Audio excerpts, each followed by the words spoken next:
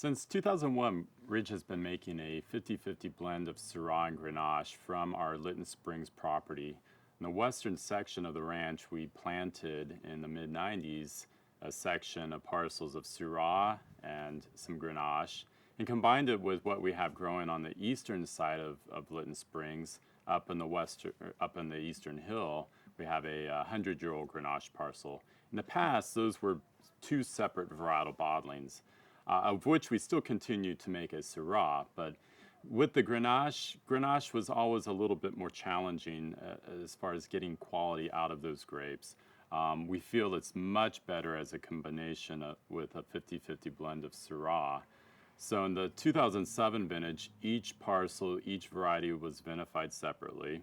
To manage tannins, I like to do whole berry fermentation. So we receive the fruit, destem, but we open the rollers on our crusher and just let the whole berries travel through to the fermenter. These tanks all fermented on their natural yeast. With very careful pump overs, we were able to draw out just the right amount of tannin to produce a wine with good balance. And for us, that's crucial in all the wines we make. We want to get the balance in the fermenter. The 2007 vintage, as a growing season, was dry. It was the first year of drought in California. These vines growing in clay soil had plenty of natural water resources that first year of the drought to get through the season. Summer was very mild. The vines were not under any water stress. We were able to harvest the grapes at just a perfect level of ripeness. The 2007 here is 14.4 alcohol, which really has produced a classic style.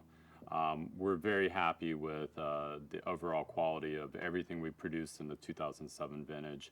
And by taste, this wine smells as great as some of the great wines of the southern Rhone Valley.